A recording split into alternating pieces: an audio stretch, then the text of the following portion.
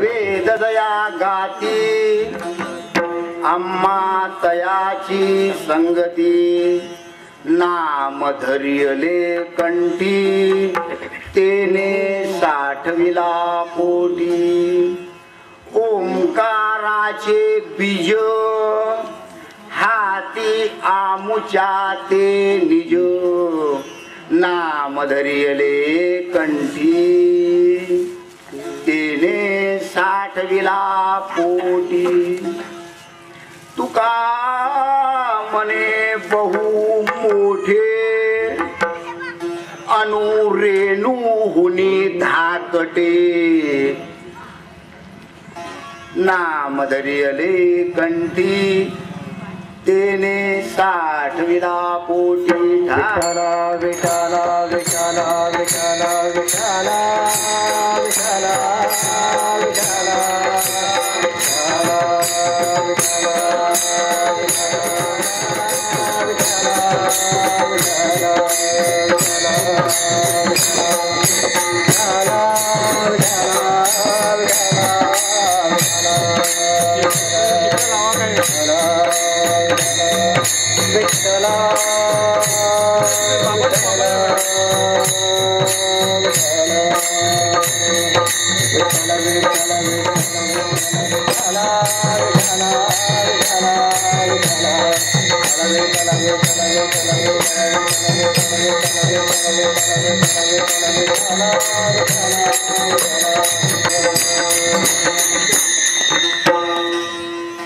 हा जो अभंग आहे हा संत श्रेष्ठ संत शिरोमणी की ज्या संतांचा साऱ्या महाराष्ट्रातच नव्हे भारतामध्ये गवगवा आहे अशा आमच्या श्री तुकाराम महाराज यांचा हा 4 चरणाचा अभंग आहे. आता या 4 चरणामध्ये तुकाराम महाराजांनी सांगितलं वेद कोणाला गातात. पहिला प्रश्न, प्रश्नाचं सोडवणूक करणं म्हणजे कीर्तन.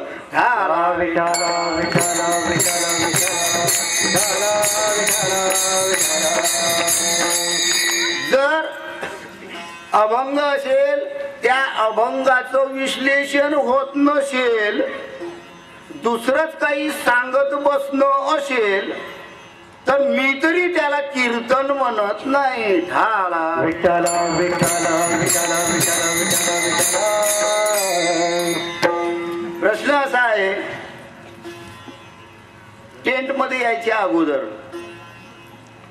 मी एखादी गोष्ट एखादा दृष्टांत देत असलो म्हणजे मला ठाला विठ्ठल विठ्ठल विठ्ठल म्हणायची आठवण राहत नाही.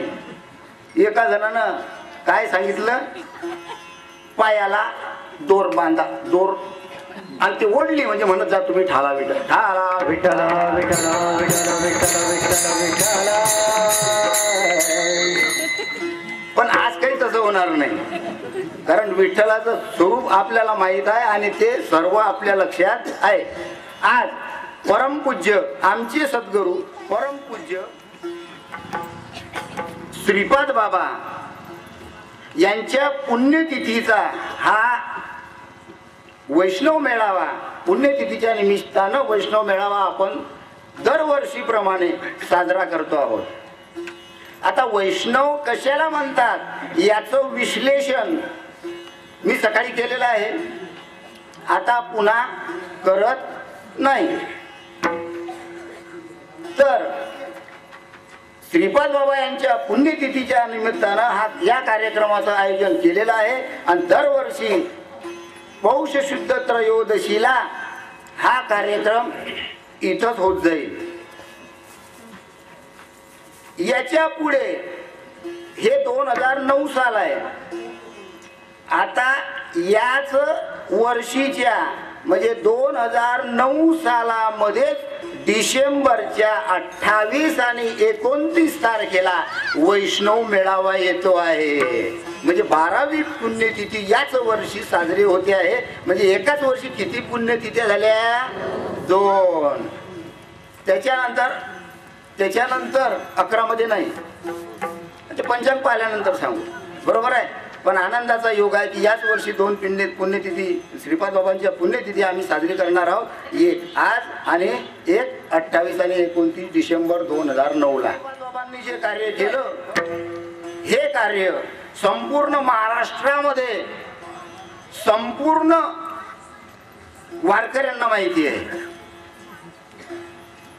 आज संपूर्ण पश्चिम महाराष्ट्र, पुन्हा सांगली, सातारा, जे काही महाराष्ट्रातले जिल्हे आहेत, प्रत्येक जिल्ह्यामध्ये श्रीपाद बाबांचं कार्य सुरू आहे. फक्त इथंच आहे असं समजू नका.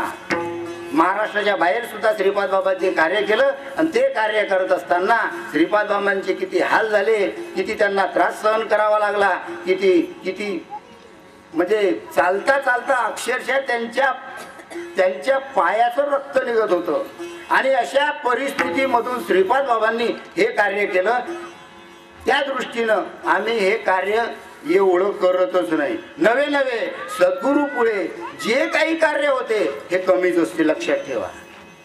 कारण सद्गुरू हा परब्रह्माचा अवतार होतो. नवे स्वयं परब्रह्म म्हणजे सद्गुरू. आणि म्हणून त्यांची बरोबरी होणं हे अशक्य गोष्ट आहे. आजचा जो अभंग आहे हा अभंग चालू करण्यापूर्वी, याचं विश्लेषण करण्यापूर्वी प्रथम मी माझे सद्गुरू श्रीपाद बाबा यांच्या चरणी वंदन करतो. आदि पूजा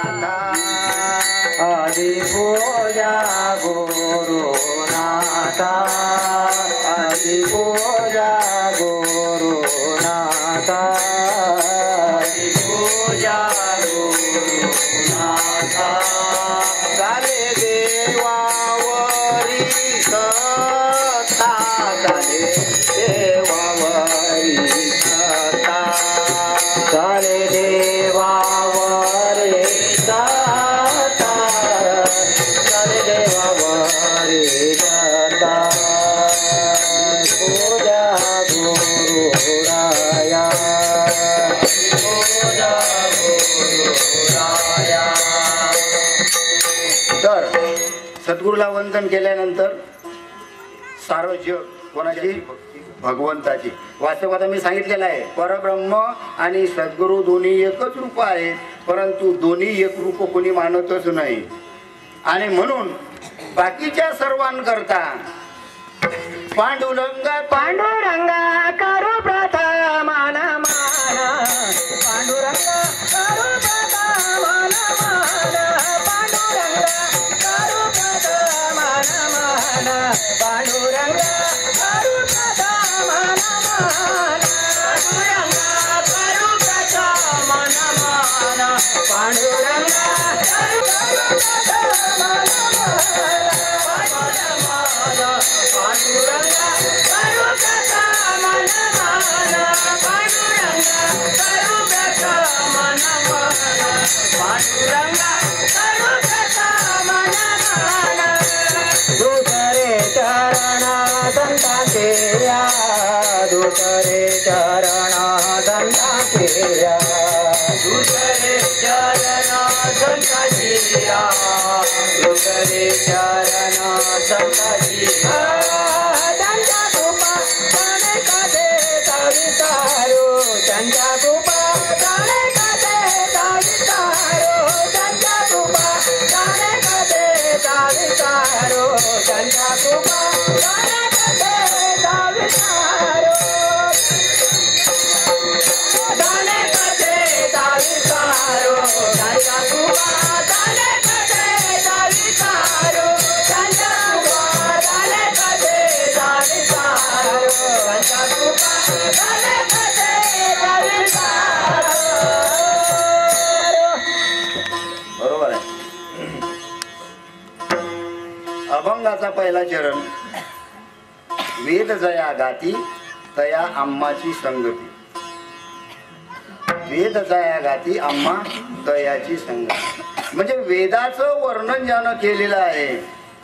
वास्तविक पाहता वेदानं जे वर्णन केलं आहे भगवंता संबंधी, तर ते वर्णन अपूर्ण आहे का पूर्ण आहे हे आपण पाहायचं. कारण इथं सांगितलेलं आहे वेद जया गाती आम्हा तयाची संगती. वेद जया गाती म्हणजे वेदानं ज्याचं गुणगान केलेलं आहे अशा संताची आम्ही संगत धरतो. हा पहिला मुद्दा. मग वेदानं भगवंताला जाणलं काय हा सर्वात महत्वाचा प्रश्न आहे. जाणलं असेल का नसेल आता सांगा, बोलत जावा. आपल्याला प्रश्न उत्तर आवडतात आहे का नाही. मग भगवंताला वेदानं जाणलं असेल का नसेल?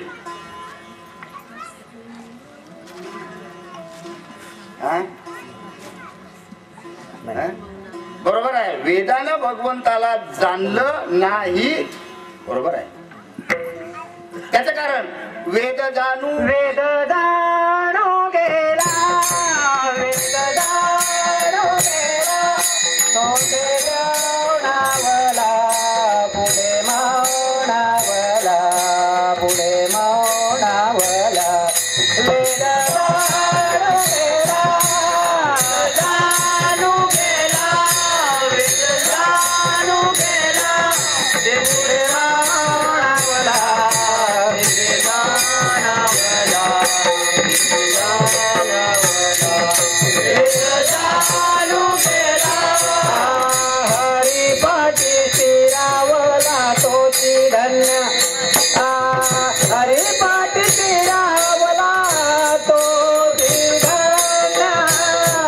हरिमुखे हरिमुखे हरपाली चिंता, हरपाली चिंता, हरपाली चिंता. हरिमुखी गाता, हरिमुखी गाता, हरिमुखी गाता, हरपाली चिंता, हरपाली चिंता, हरपाली चिंता. हरिमुखी गाता. बरोबर.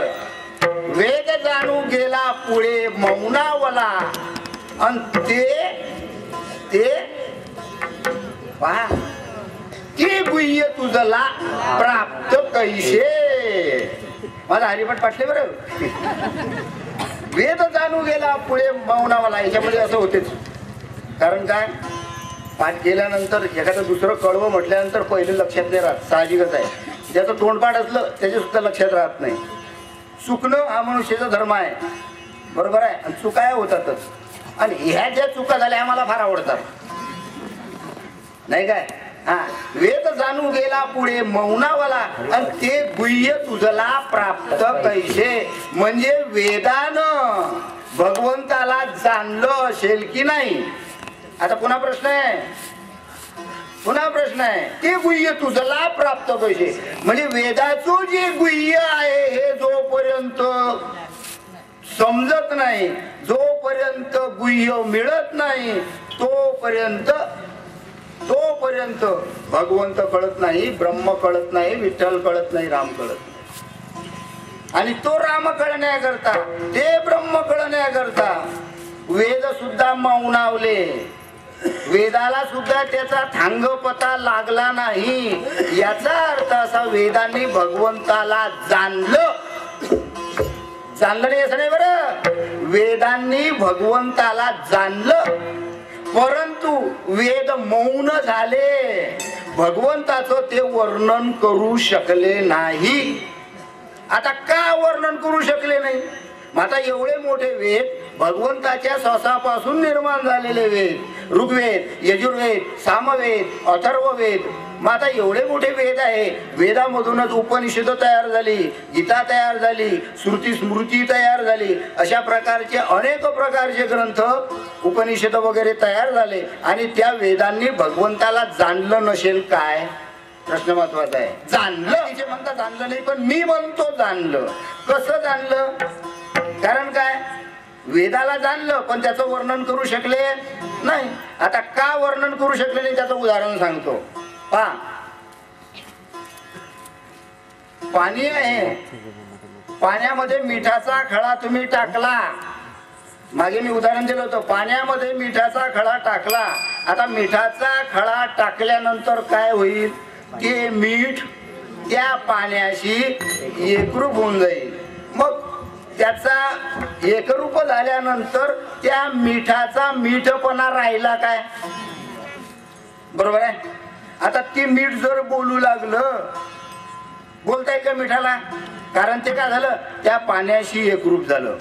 तसं वेदाचं वर्णन करता करता करता करता वेदाला मौन पडलं. वेद सुद्धा भगवंताच्या स्वरूपाची कल्पना देऊ शकले नाही, की भगवंत केवढा आहे, कसा आहे, काय आहे, हे कोणाला वेदाला सुद्धा समजलं नाही. वेदानं जाणलं, वेदाला कळलं, वेदाला अनुभव आला, वेदाला अनुभूती झाली, परंतु भगवंताचं वर्णन करता आलं नाही. म्हणून वेद जाणू गेला, पुढे मौनावाला. अरे भगवंताचं वर्णन वेदानं केलं, पण पुढे मौन झाला, तोंडावरती शब्द पडले नाही. ते गुह्य तुझला प्राप्त तशी. पण हे गुह्य मिळाल्यानंतर मग मात्र समजते की वेदानं भगवंताला जाणलं. जोपर्यंत ती गुह्य गोष्ट, ती गुह्य ज्ञान कळत नाही, तोपर्यंत आम्हाला वेदासंबंधीचं जे ज्ञान आहे किंवा वेदामध्ये जे ज्ञान आहे, हे ज्ञान कळू शकणार नाही. आता मागच्या वेळेला मी कर्मासंबंधीचा सिद्धांत सांगितला होता, बरोबर आहे. आता तोच सिद्धांत थोडक्यातच सांगतो. एक कर्मयोग, दुसरा भक्तियोग आणि तिसरा आहे ज्ञानयोग. लक्षात घ्या, कर्मयोग, ज्ञानयोग, भक्तियोग आणि ज्ञानयोग, या तिघांचं विश्लेषण गीतेमध्ये आहे. भगवंतानं तिघांचं विश्लेषण, तिन्हीचं विश्लेषण आपल्या मुखानं अर्जुनाला सांगितलं. भागवत नाही म्हणत, बरं मी काय सांगतो, गीता किंवा ज्ञानेश्वरी. कर्मयोगाच्या द्वारे त्याच्या ठिकाणी असलेलं जे क्रियामान कर्म आहे, हे क्रियामान कर्म नियंत्रित होते. हे क्रियामान कर्म वाढत नाही. यदा कदाचित क्रियामान कर्म वाढलं तर ताबडतोब ते पक्व होऊन ताबडतोब ते फळ देते. क्रियामान कर्म यदा कदाचित त्याच्याकडून झालं तरी फळ देऊन ताबडतोब ते मुक्त होते. म्हणून आणि जे दुसरं प्रारब्ध कर्म आहे, हे प्रारब्ध कर्म भक्ती योगानं नाहीस होते. जितकी तुम्ही भक्ती कराल, त्या भक्तीच्या योगानं आपल्या ठिकाणी असलेलं जे प्रारब्ध आहे, हे प्रारब्ध धीरे धीरे धीरे धीरे धीरे धीरे कमी होईल. पण प्रारब्ध कर्म हे जोपर्यंत देह आहे तोपर्यंत प्रारब्ध कर्म भोगावंच लागेल. मग तो मनुष्य कितीही कसाही असला, साधू असो, संत असो, गरीब असो, श्रीमंत असो, हे प्रारब्ध कर्म भोगावंच लागते. आणि ते भोगल्याशिवाय त्याची त्यामधून सुटका नाही. आणि म्हणून हे प्रारब्ध कर्म सर्व संतांनी भोगलेले आहे. तिसरा आहे कर्मयोगाच्या द्वारे क्रियामान कर्म पक्व होते आणि ते ताबडतोब फळ देते. त्याला म्हटलेलं आहे कर्मयोग. भक्ती योगामध्ये भक्तीच्या द्वारे प्रारब्ध कर्म जे असते, हे कर्म धीरे धीरे धीरे धीरे कमी होते आणि शेवटी त्या प्रारब्ध कर्माचा सुद्धा नाश होतो. प्रारब्ध कर्म कसं, याचं विश्लेषण मी आता सांगतो. कुंभाराचं चाक आहे. कुंभार काय करतो, काळी घेतो आणि ते चाक गर गर गर गर गर गर फिरवतो. त्याला इतका वेग देतो, इतका वेग देतो, आणि वेग दिल्यानंतर माती घेतो, ओली माती, आणि ती माती काय करतो, त्या चाकावर ठेवतो आणि सुंदर असं एक मडकं तयार करतो. मडकं झालं की हात खाली खाली हात घालून काय करतो, ठेवून देतो. पुन्हा चाक फिरतच राहते, चाक फिरतच राहते. पुन्हा माती ठेवतो, पुन्हा मडकं तयार करतो, पुन्हा ठेवून देतो. चाक पुन्हा फिरणं सुरूच कोठपर्यंत, जोपर्यंत त्या चाकामध्ये गती आहे तोपर्यंत ते चाक फिरतच राहणार. आणि मग धीरे धीरे धीरे धीरे धीरे धीरे ते चाक काय होते, त्या चाकाची गती बंद होते. तसंच हे प्रारब्ध कर्म आहे. जेवढं प्रारब्ध कर्म हे संचितामधून आलेलं आहे, आणि त्या संचितानुसार ते पक्व होईपर्यंत ते पक्व झाल्यानंतर या मनुष्य जन्मामध्ये ते प्रारब्ध रूपानं आपल्याला भोगावं लागतं. भोगतो ना घडे संचित वाचोणे, भोगतो ना घडे संचित वाचोणे, भोगतो ना घडे संचित वाचोणे, भोगतो ना घडे संचित वाचोणे. करावे ते म्हणे समाधान, करावे ते म्हणे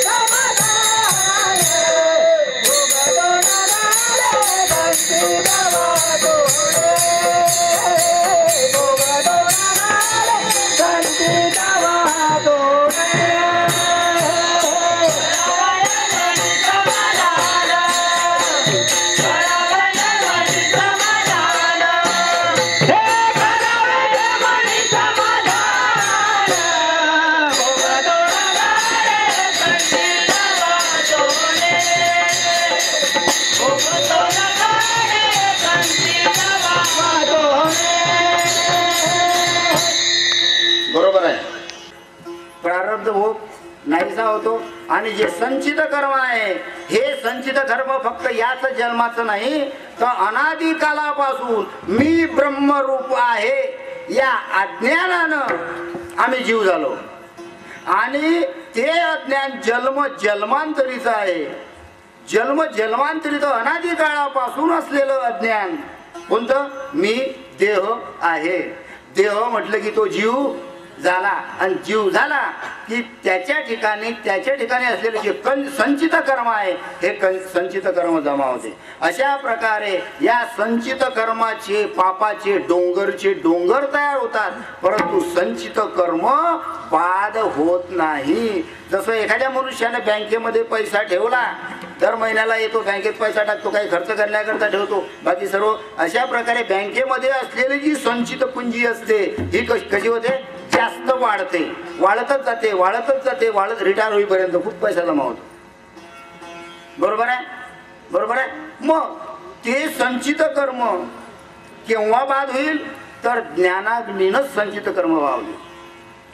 जोपर्यंत आपल्या आतमध्ये ज्ञानाग्नी उत्पन्न होत नाही तोपर्यंत संचित कर्म बाद होणार नाही. जन्मांतरीचे जे कर्म आहे हे कर्म बाद होणार नाही आणि ते कर्म जर संचित कर्म तसेच राहिले तर ते संचित कर्मानुसार ते भोगण्याकरता त्याला पुढचा जन्म घ्यावाच लागेल.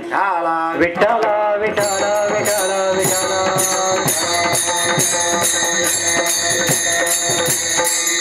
जसं होळीच्या दिवशी आपण होळी पेटवतो, होळी पेटवल्यानंतर ती होळी चांगली पेटल्यानंतर मग ओलही लाकूड तिच्यात जळते, वाळलेलंही जळते, बाबडीचंही जळते, निंबाचंही जळते, वळाचंही जळते, वाकळही जळते, हेकळही जळते, चपळही जळते, आहे का नाही?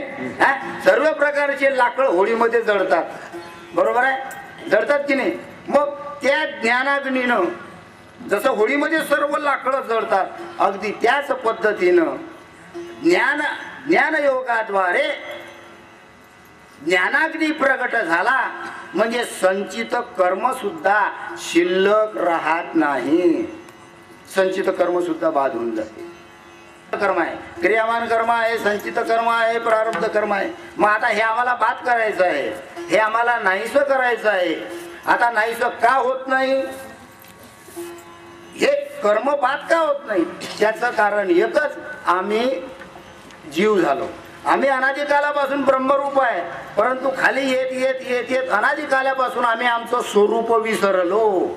मी आत्मा आहे हे आत्मस्वरूप आम्ही विसरलो आणि मायेच्या छत्राखाली आमची अज्ञान वृत्ती जागृत झाली आणि मग मी देह आहे ही भावना दृढ झाली, ही भावना पक्की झाली.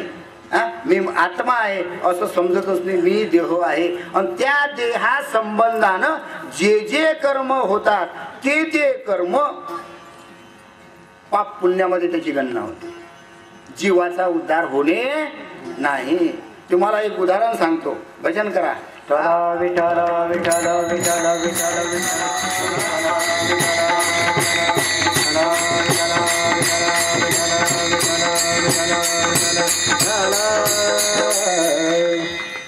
आमचं जे खरं स्वरूप आहे आत्मस्वरूप, त्या आत्मस्वरूपाचे आम्हाला विसर पडला. मी आत्मा आहे, आत्मस्वरूपाचा विसर पडल्यामुळे तो जो ब्रह्मस्वरूप जीव होता हा त्या 184 मध्ये गुंतला नाही काय. होता ब्रह्मस्वरूप, झाला जीव. आता कशानं जीव झाला तर नेमकं अज्ञानानं जीव झाला. मायेनं पचाळलं, मायेनं ताबा घेतला आणि हा ब्रह्मस्वरूप असलेला जीव झाला. आणि जो जीव होतो तो सुख दुःखात पडतो. जो जीव होतो तो जन्म मरणाच्या फेऱ्यामध्ये गटांगळ्या खात फिरत राहतो. मग हे जे ज्ञान आहे हे आम्हाला, हे जे कर्म आहे हे कर्म आम्हाला ज्ञानाग्नीनं नाहीसं करायचं असते. पण आम्ही आमच्या स्वरूपाला विसरलो. स्वरूपाला विसरलो. आता कसं विसरलो त्याचा एक दृष्टांत सांगतो थोडक्यात. धनगर मेंढ्या घेऊन जायचा. तुम्ही कदाचित गोष्ट ऐकली असेल. धनगर मेंढ्या घेऊन जायचा. आता मेंढ्या जंगलामध्ये रानामध्ये चरायला न्यायचा तो. तर जंगलामध्ये एक सिंहीण व्याली आणि तिला सिंहाचं बछडं झालं. आता ते सिंहीण गेली जंगलामध्ये या आणि अनायसे चुकून ते सिंहाचं पिलू त्या मेंढराबरोबर आलं आणि त्या मेंढरामध्येच ते राहायचं, त्या मेंढरामध्येच खायचं, त्या मेंढरामध्येच मग आणि हा जो धनगर होता हा धनगर सुद्धा त्याला मेंढरू म्हणत होता. त्याला काय म्हणत होता? मेंढा म्हणत होता. मग अशा प्रकारे होता तो सिंहच. पण कालांतरानं बोलून त्याचा परिणाम झाला आणि मग त्याला खरं वाटलं की अरे बाबा मी सिंह नाही, मी मेंढा आहे. कारण काय, त्याचं जे सत्य स्वरूप होतं कोणतं सिंहाचं तो विसरला. आता कशामुळे विसरला तो त्या वातावरणात राहिला, त्या मेंढराबरोबर तो राहिला. म्हणून त्याला असं वाटलं की मी मेंढरूच आहे. मग असे पुष्कळ दिवस निघून गेले. मग जंगलामध्ये जात असताना दुसरा एक सिंह दरकाळी फोडून त्या मेंढराच्या कळपामध्ये घुसला. आता तो मेंढराच्या कळपात गेल्यानंतर याला मोठं आश्चर्य वाटलं सिंहाला. अरे बापरे, हे एवढे मोठे मेंढर आणि हिच्यामध्ये सिंहाचं पिलू आलं कसं. त्याला मोठं नवल वाटलं नाही काय. कोणाला? सिंहाला. सिंह आल्यानंतर बाकीचे सर्व मेंढर पडून गेले आणि हा सिंह त्याला सिंहाच्या पिलाला म्हणतो, हे जरा थांब. आता हा घाबरत हे सिंहाचं पिलू थांबलं. त्याला वाटलं आपल्याला हा खाईल. अरे बाबा तू आणि मी एकाच जातीचा आहे, तुला खात नाही, जरा थांब. सर्व मेंढर निघून गेले आणि हा थांबला. का रे म्हणे बाबा, तू तर तुझं स्वरूप सिंहाचं आहे. तू सिंह आहे, तू शूरवीर आहे, तू पराक्रमी आहे आणि मग हे मेंढरा बरोबर कशाला राहतो. ते पिल्लू म्हणायला लागलं, हा मी मेंढरूच आहे. त्याच्या मनावर का परिणाम झाला, मी मेंढरूच आहे. मग तू कसा काय मेंढरू आहे. माझा जो मला काय म्हणते धनगर तो सुद्धा मला मेंढाच करतो. त्याच्यामुळे माझं स्वरूप काय झालं, मेंढरू. मी आहे मेंढरू, मी सिंहाचं पिलू नाही. अरे नाही म्हणे गड्या, तुझं खरं स्वरूप जे आहे हे तुझं खरं स्वरूप तू विसरला. मग त्यानं सांगितलं, हे बा हे मेंढरा आहेत म्हणे. मेंढराला किती नखं आहेत. मेंढराला 4 खुरं आहेत आणि आपण दोघ जण एकाच जातीचे आहोत. तू आणि मी कसा आहे, सारखा आहे. आपल्या पायाला किती नखं आहे, 5 नखं आहेत आणि मेंढराला 4 खुरं आहेत. हा फरक दाखवला. त्याच्यानंतर तुझी शेपटी, मेंढराची शेपटी आखूड असते पण आपली शेपटी पाय कशी आहे. नाही काय. आपल्याला आयाळ आहे, मेंढराला आयाळ आहे काय नाही. अशा प्रकारे वर्णन करून त्यानं त्याच्या स्वरूपाची माहिती देण्याचा प्रयत्न केला.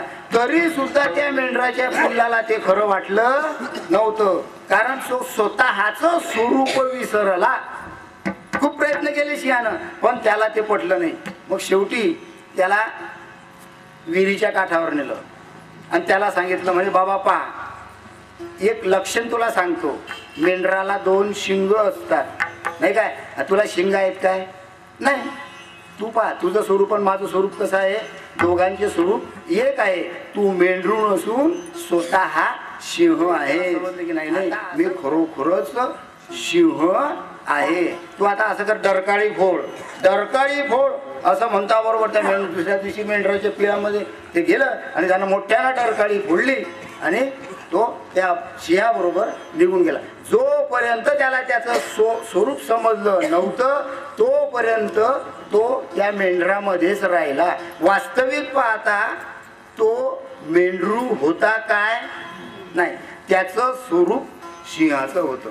परंतु आपल्या स्वरूपाला विसरल्यामुळे तो स्वतःला मेंढा समजत होता.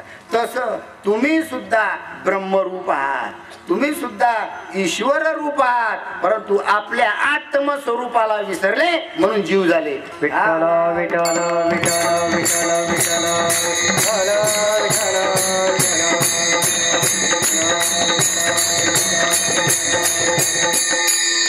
असाच याचप्रमाणे एखादा भेदवादी जर गुरु सापडला, कोणता गुरु, भेदवादी जर गुरु सापडला तर तो गुरु हे अज्ञान पक्क करण्याचा प्रयत्न करतो.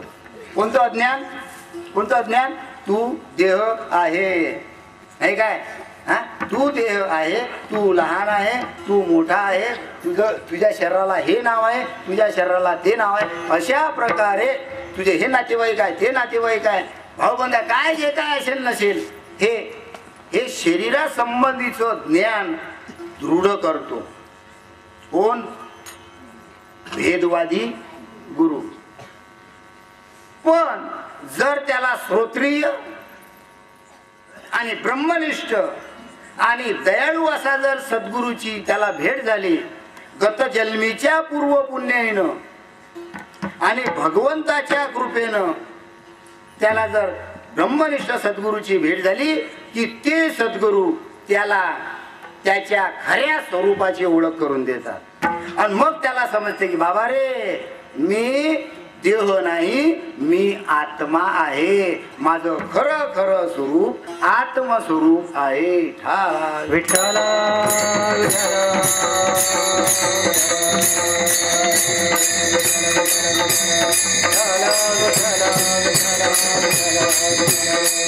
मग आपलं स्वरूप कळण्याकरता तिथं ब्रह्मनिष्ठ श्रोत्रिय म्हणजे वेदांचं ज्ञान असलं ना आणि दयाळू असा सद्गुरू पाहिजे, तरच आपल्या स्वरूपाची त्याला कल्पना येईल. ते जर नसेल तर तो आपल्या शरीराला विसरेल, मी देह आहे असं म्हणेल. आणि मी देह आहे असे त्यानं म्हटलं की तो देह, त्या देहाचं नाव आणि त्या देहासंबंधी जेवढे काही आहेत जगात, नातेवाईक झाले, भावबंद झाले, अमुक झाले, गाव झालं, हे झालं, त्यामध्ये तो फसेल आणि फसल्यानंतर पुन्हा तिच्यामधून निघणार नाही. म्हणून आपल्या आत्मस्वरूपाची ओळख संत करून देतात.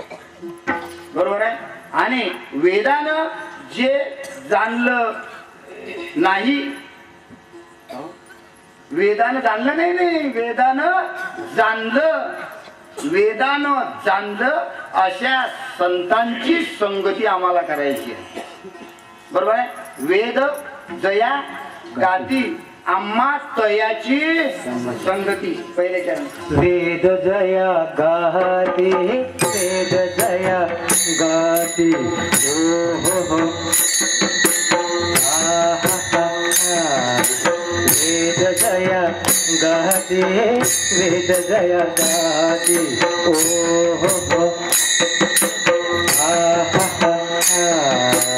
वेद जया गाती, वेद जया गाती, ओ हो हो,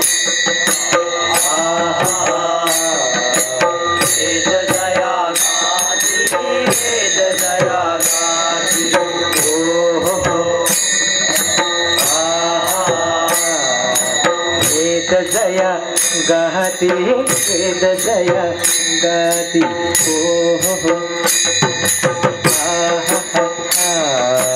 वेद जया गाते वेद जया गाते हो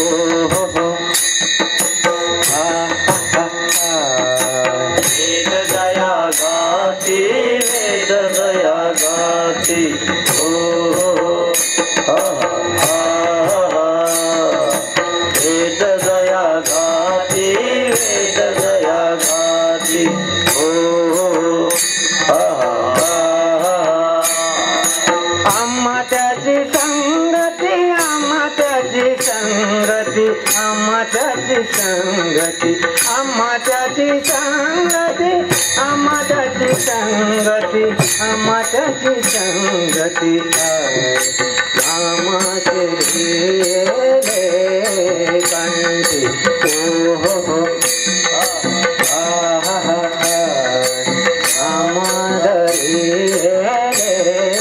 कंठी हो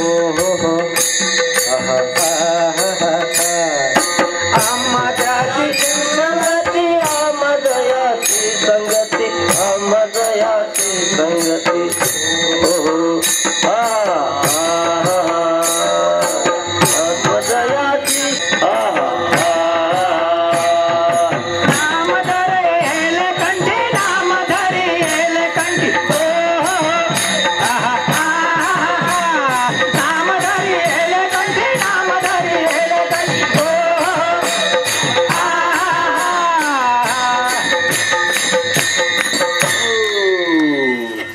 मात्र नक्की नाही म्हटलं गॅरंटी आपण गॅरंटी देत असतो आपली गॅरंटी कधी हुकत नाही सांगा आहे की नाही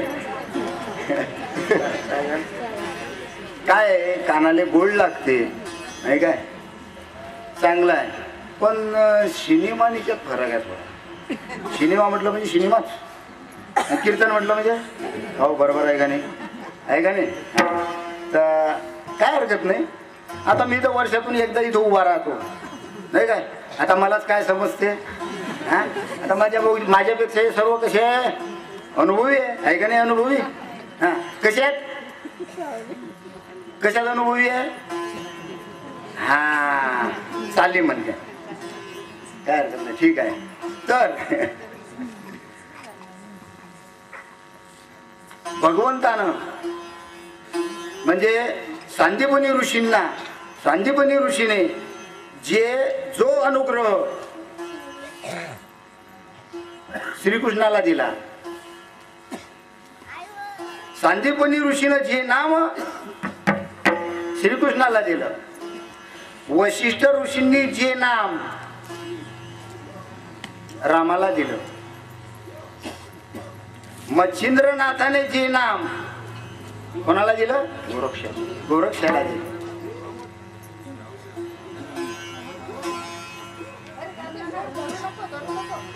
दादा काही नाही होत फक्त डोकं थांबता काही नाही होत त्याच्यानंतर निवृत्तीनाथांनी तेच नाम आमच्या ज्ञानोबा माऊलींना दिलं आणि शेवटी डोकं थापता बघतं काही होत नाही डोकं थापता काही होत नाही बरोबर आहे आणि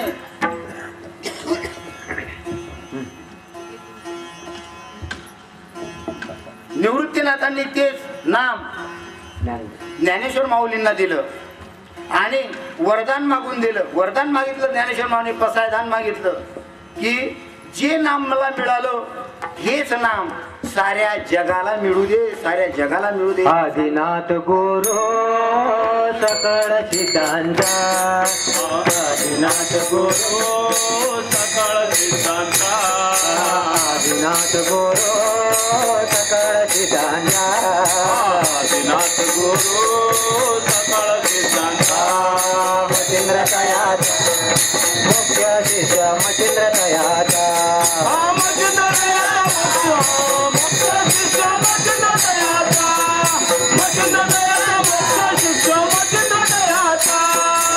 मचिंद्राने बोध गोरक्षाची केला मचिंद्राने बोध गोरक्षाची रामचंद्राने गोर गोरक्षाची केला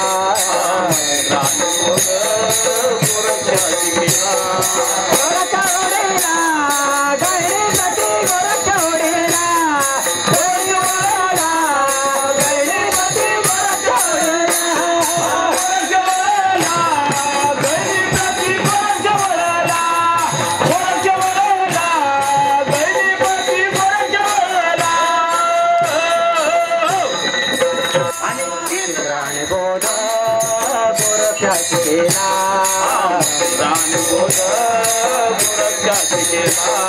रामचंद्राने गोर गोरक्षाची केला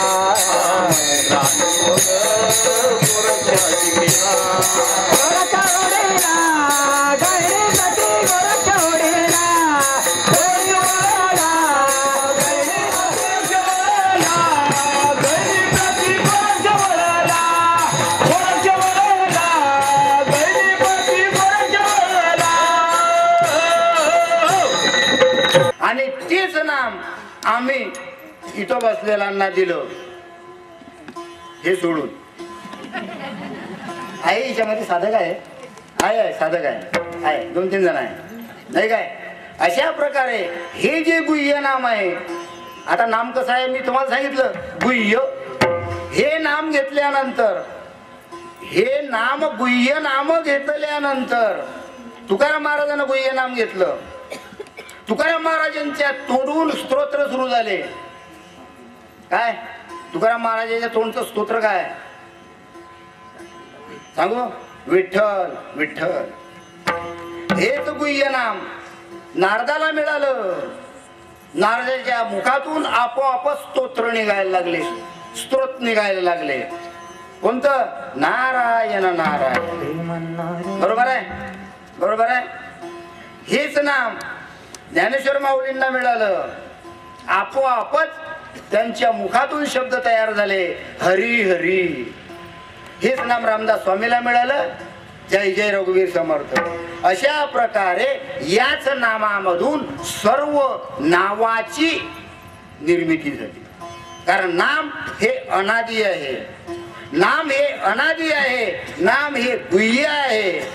परंतु ते नाम काय आहे हे मात्र घेतल्याशिवाय, त्याचा अनुभव घेतल्याशिवाय तुम्हाला शास्त्रही कळणार नाही, ज्ञानेश्वरी कळणार नाही, भागवत कळणार नाही, काहीही कळणार नाही.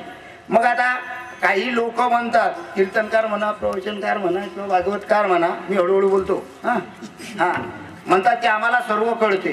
काय शास्त्र आम्हाला सर्व कळते. का ज्ञानेश्वरी? हा कळते. का भागवत? बाबा सोपी आहे, कळते आम्हाला. कळते. कसं कळते? उदाहरण सांगतो, एक दृष्टांत सांगतो. म्हणजे तुम्हाला जर कळलेलं आहे पण निदान कळीन समजेल काय गोष्ट आहे. तर एक दृष्टांत सांगतो. सोपी दृष्टांत आहे. एक फार मोठा व्यापारी होता. उदाहरण कशा करता, कोणा करता? तुमच्या करता तर आहे, परंतु खास म्हणजे आमच्या अंतःकरणामध्ये ज्यांच्या विषयी पोट तिडीक आहे त्यांच्या करता. हा मुद्दाम दृष्टांत मी आमच्या या लोकांकरता राखून ठेवलेला आहे. कारण आम्ही यांना जितकं मान देतो तितकाच हे सुद्धा आम्हाला मान देतात. पण पण पण म्हटलं की हा आता ते काही सांगत नाही पण खुश आहे, काय हरकत नाही, बोलून गेलो. एक उदाहरण सांगतो. एक व्यापारी, श्रीमंत व्यापारी होता. त्याच्याजवळ गडगंज संपत्ती होती. त्याला असा प्रश्न पडला की हे संपत्ती कुठं ठेवायची. मग त्यानं काय केलं पहा, खूप मोठा व्यापारी होता. त्यानं काय केलं, एक सिद्धेश्वराचं मंदिर बांधलं आणि त्या मंदिराचं जे वरचं घुमट असते ना, घुमटाच्या वर काय असते, काय असते कळत, त्या घुमटामध्ये चैत्र शुद्ध त्रयोदशीला रात्री 12 वाजेला 15 लाख रुपये किमतीच्या सोन्याच्या मोहरा ठेवून दिल्या. कोणालाही मत होता त्या घुमटामध्ये 15 लाख रुपये किमतीच्या सोन्याच्या मोहरा ठेवून दिल्या. कोणालाच पत्ता नाही. बरोबर आहे. कोणत्या दिवशी ठेवल्या? चैत्र शुद्ध त्रयोदशीच्या रात्री 12 वाजता. काय ठेवल्या? 15 लाख रुपये किमतीच्या सोन्याच्या मोहरा ठेवल्या. हे कोणालाच माहित नाही. कालांतरानं काय झालं? कालांतरानं हे व्यापारी, त्या व्यापाऱ्याची पत्नी आणि व्यापाऱ्याचा मुलगा हे 3 जण गेले देवदर्शनाला. यात्रेकरता निघून गेले. आता यात्रेकरता निघून गेल्यानंतर मध्येच हा जो व्यापारी होता, हा व्यापारी हार्ट अटॅकनं वारला.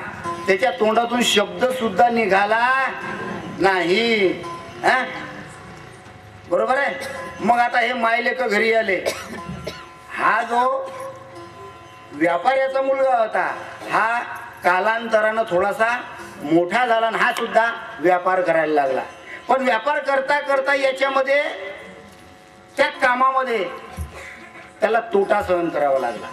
त्यानं प्रयत्न केला काहीतरी नफा मिळाला पाहिजे, परंतु नफा न मिळता त्याला त्याला तोटा झाला आणि त्याच्यावर पुष्कळसं रुपये कर्ज झालं. तोटा झाला. त्यानं इकडून तिकडून कर्ज काढलं. ते कर्ज सुद्धा गेलं, परंतु त्याची परिस्थिती सुधारली नाही. कोणाची? व्यापाऱ्याच्या मुलाची. तो व्यापार करायला लागला, त्याची परिस्थिती सुधारली नाही. शेवटी त्याला असं वाटलं की आपला बाप पिढी जात श्रीमंत, कदाचित डायरीमध्ये काही लिहिलं असेल, कोणाकडून जर घेणं असेल तर आपण पाहू आणि आपल्या संसाराची गाडी चालवू. बरोबर आहे. म्हणून त्यानं त्या चोपड्या पाहायला सुरुवात केल्या, म्हणजे वह्या पाहायला सुरुवात केल्या. आता वह्या पाहता पाहता पाहता पाहता एक डायरी गुप्त ठिकाणी ठेवून दिलेली होती. ती याच्या हाती पडली. कोणाच्या? हा, त्या व्यापाऱ्याच्या मुलाच्या, नाही काय. मग तिच्यात लिहिलेलं होतं चैत्र शुद्ध त्रयोदशीच्या रात्री 12 वाजता 15 लाख रुपये किमतीच्या सोन्याच्या मोहरा घुमटामध्ये ठेवलेल्या आहे. ही नोंद त्याला सापडली आणि मग काय आनंद झाला हो. कोणाला? बोलत जा बुवा तुम्ही. झोपून राहिले काय? हा, कोणाला आनंद झाला? त्या व्यापाऱ्याच्या मुलाला. आला विठाला विठ्ठला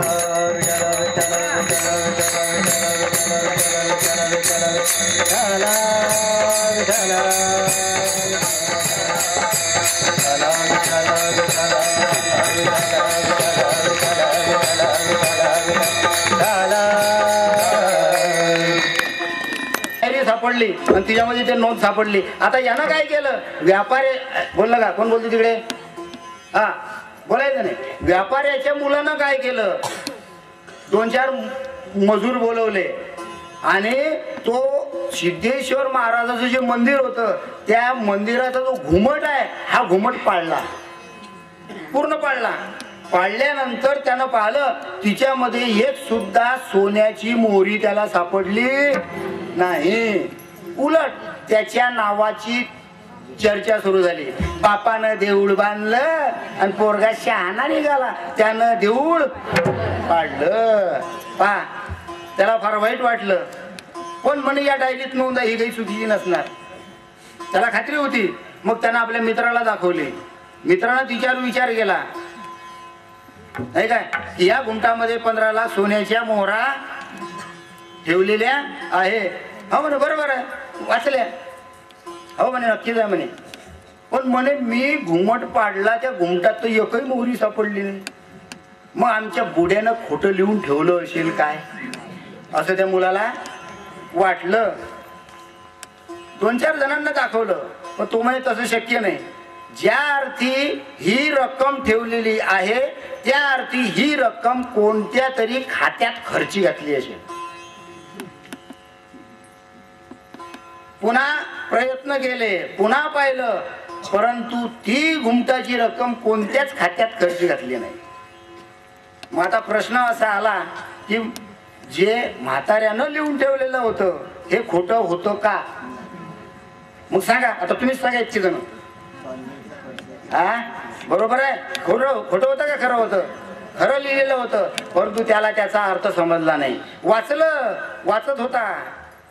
वाचत होता काय चैत्र